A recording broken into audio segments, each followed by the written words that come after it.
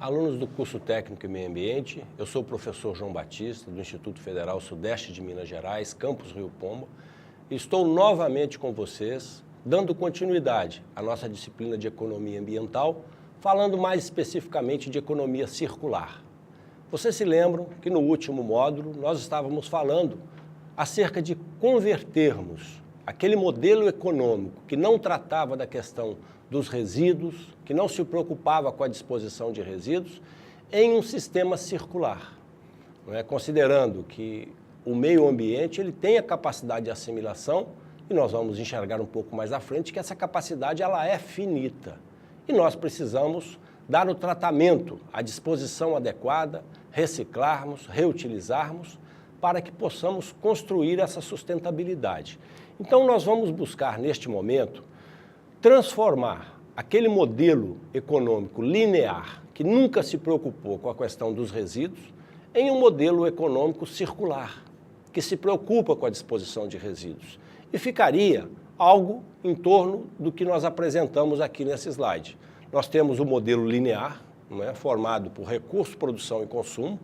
Nós temos a produção de resíduos, já que todas as etapas do processo produzem resíduos. E nós temos, a partir daí, o início de um processo de reciclagem, onde nós conduzimos resíduos que têm a possibilidade de serem reaproveitados, novamente introduzindo esses resíduos no sistema econômico, o que faz com que tenhamos uma exploração sempre menor de recursos no meio ambiente, já que estamos aproveitando recursos que já foram utilizados lá no sistema econômico. Então a reciclagem, ela se torna de extrema importância nesse processo de construção da sustentabilidade. Lamentavelmente, nós não conseguimos ainda reciclar tudo, nós vamos enxergar por quê. Então, alguma coisa nós vamos ter que dispor aí no ambiente. Então, vou dar um exemplo aqui no Brasil, já que nós estamos falando de reciclagem no Brasil e no mundo, acerca de reciclagem. Vamos falar de reciclagem de latas. As latas que eu digo são latas de alumínio, principalmente essas latas de bebida, de cerveja, de refrigerante. O Brasil tem o maior índice de reciclagem do mundo, com 98,3% de reciclagem. Isso é extremamente importante, porque nós estamos deixando de explorar recurso natural para produzir essas latinhas.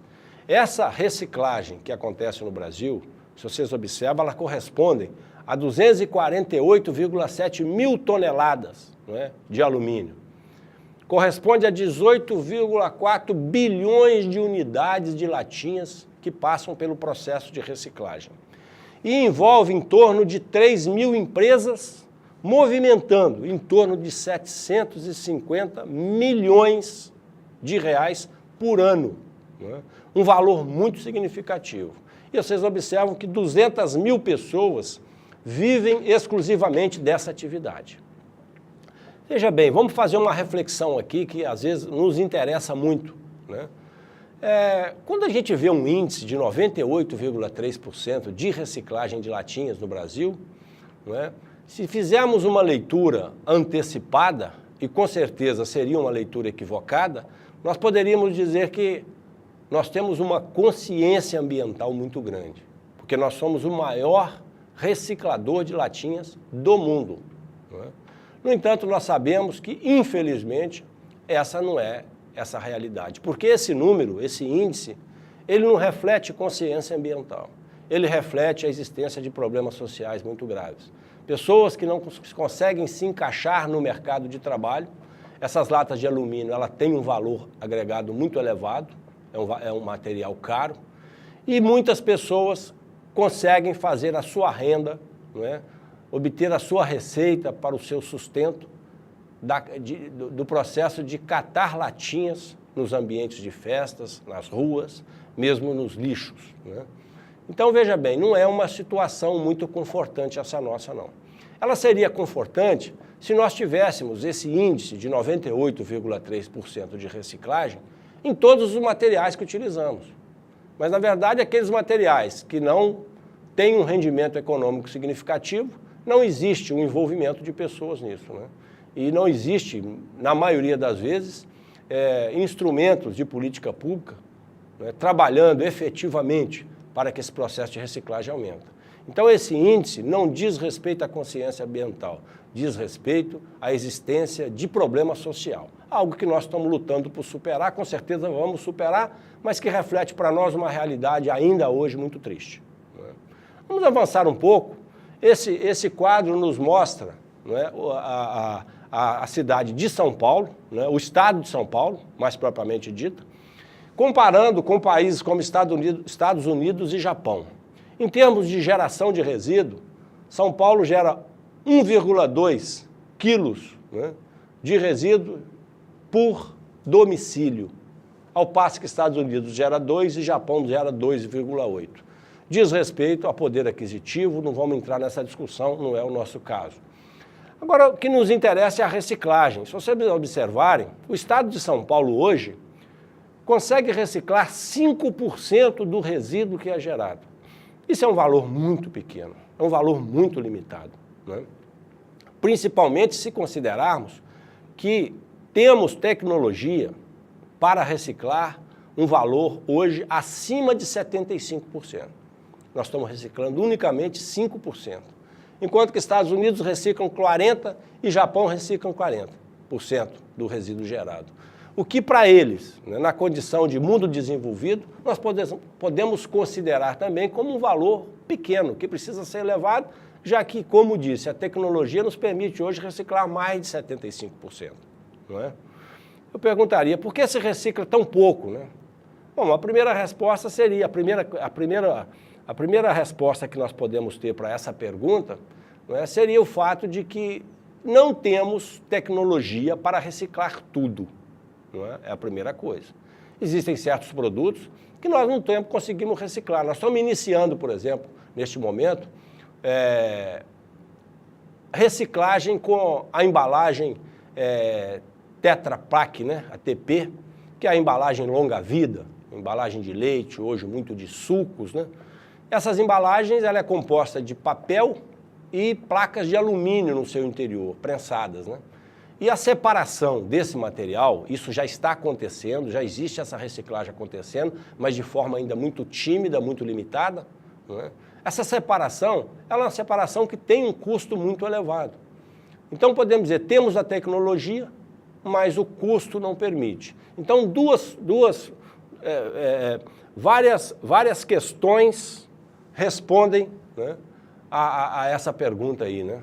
Vários fatores, vamos dizer assim, né? Um primeiro, falta de tecnologia. Um segundo, o custo elevado.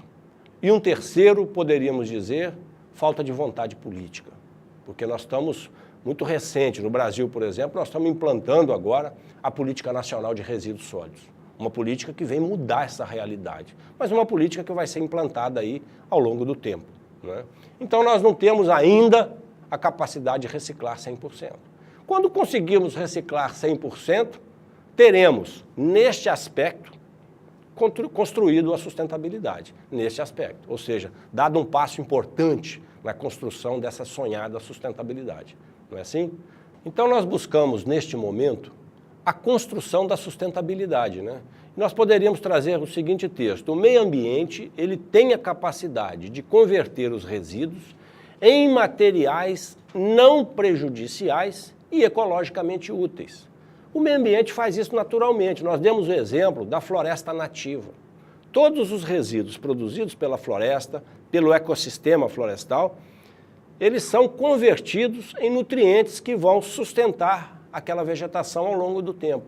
Então o meio ambiente, ele tem essa capacidade. E aí nós descobrimos e conhecemos a segunda função econômica do meio ambiente, que é assimilar resíduos. Recapitulando, primeira função do meio ambiente, fornecer recursos para o sistema econômico. Segunda função do meio ambiente, assimilar resíduos. Não é? Pergunto, essa função é limitada ou é uma função ilimitada? Nós vimos que a função fornecer recursos é limitada. Tanto que dizíamos, precisamos explorar o recurso a uma taxa mais baixa, menor, do que a taxa de regeneração. Nós podemos trazer esse mesmo raciocínio para a segunda função do meio ambiente, não é? A função é assimilar resíduos. E essa função, obviamente, ela é uma função limitada. Vamos dar um exemplo. Se tivermos um laticínio que foi construído às margens de um curso d'água, de um ribeirão ou de um rio, esse laticínio iniciar um processo de despejo de efluentes produzido nas suas atividades naquele curso d'água, se aquele curso d'água for muito volumoso, o ambiente tem a capacidade de assimilar aquele resíduo, impedindo que grandes alterações surjam e que mesmo que essas alterações sejam percebidas. Então o meio ambiente ele tem uma capacidade de converter esses resíduos em material útil. Não é? Agora, e se ao invés de um laticínio na margem desse curso d'água, nós colocarmos 50 laticínios na margem desse curso d'água? É o que acontece, por exemplo, com despejo de efluentes, de esgotos, de um modo geral, nas grandes cidades, naqueles rios que banham essas cidades.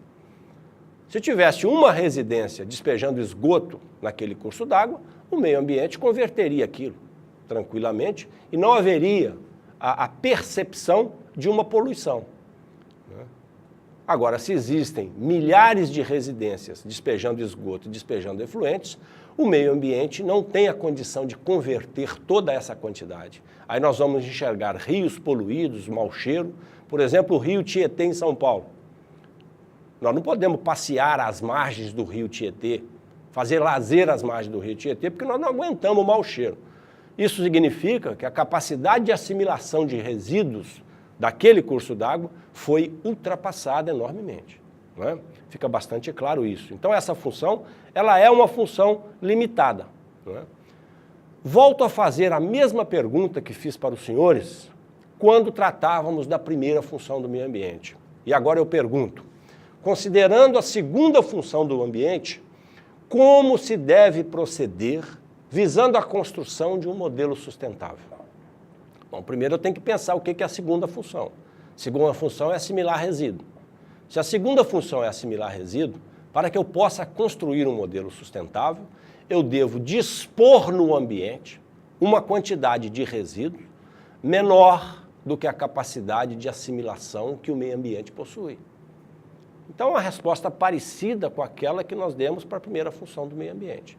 Fica bastante claro. Nós estamos enxergando aí dois procedimentos importantes para a construção da sustentabilidade. Não é?